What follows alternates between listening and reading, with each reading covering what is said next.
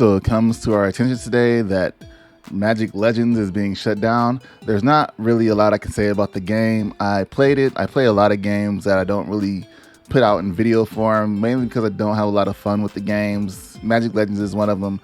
Crowfall was another one.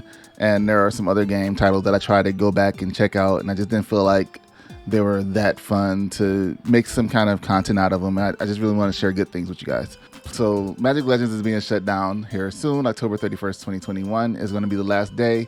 Put a letter out here. It says, "Hello, Planewalkers. It is with heavy hearts that we announce Magic Legends will be shutting down on October 31st, 2021. All players who spent money in-game across Arc and the Epic Game Stores during the open beta will be refunded their full purchase amounts. Servers will remain open for play until closing day. However, we will be closing the Zen shop effective immediately.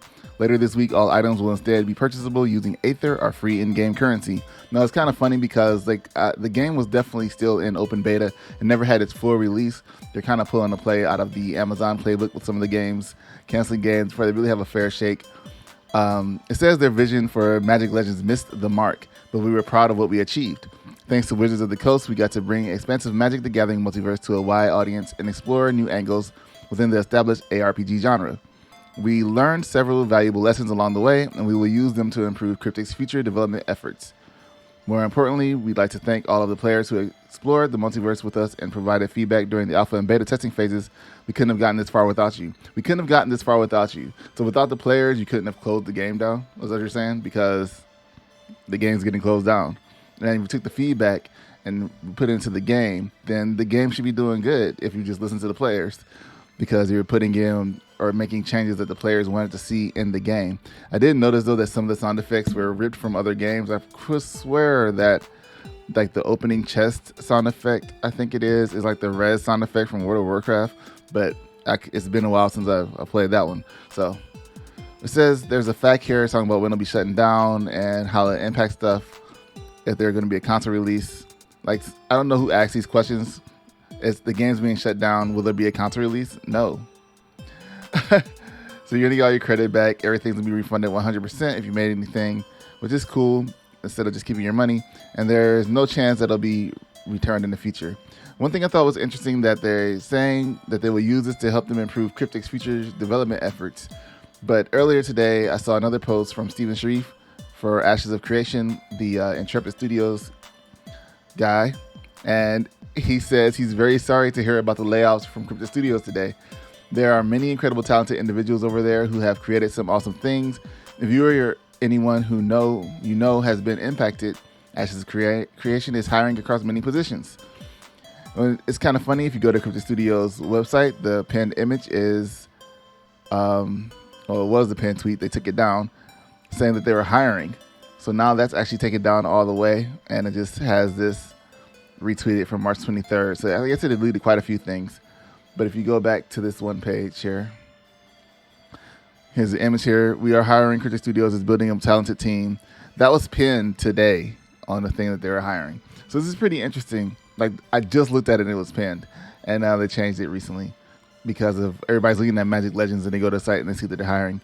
But I can't find anything else about the layoffs aside from the Steven Sharif tweet, which is pretty interesting because I guess he has more inside knowledge. I don't really follow anybody that was working for Cryptic Studios. Cryptic Studios actually made some decent games that people have played before that they enjoyed. So it's kind of weird that they kind of failed on this with Magic Legends. I think they would have kept it the MMO that they were saying, or it came out as it was supposed to be. When they first announced it, before they showed like actual gameplay footage, when we found out it wasn't really like an MMO that we thought it was, and it was an ARPG, that if they went the MMO route, even if they went Wizard 101 and still wanted to keep the cards as part of the main story, then I think the game would have done a lot better, because the story, the lore, there's a lot of characters there. You know, you can still be a no-name person and interact with the different heroes and such that are in the game, or in the card game, and still have to worry about cool PvP missions. There's like classes.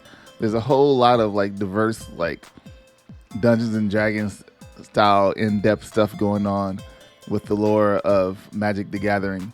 So it's a game that people have been looking for a while, for a long time, something similar to like an MMO game.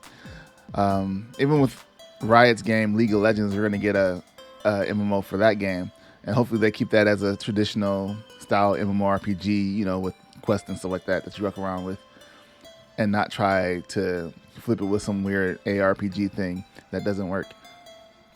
And I don't even know what classes they got in that, so that's going to be interesting to see what they do with League of Legends IP. But back on to Magic Legends and Cryptic Studios. The game wasn't very fun. It was lacking a lot of things. When I played it, it took me like 4 times to get past a little intro part.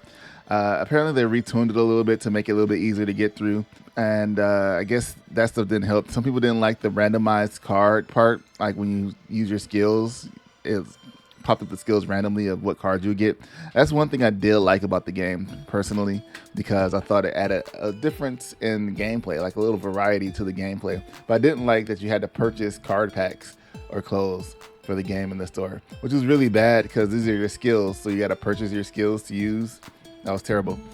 So they made some poor decisions when making this game.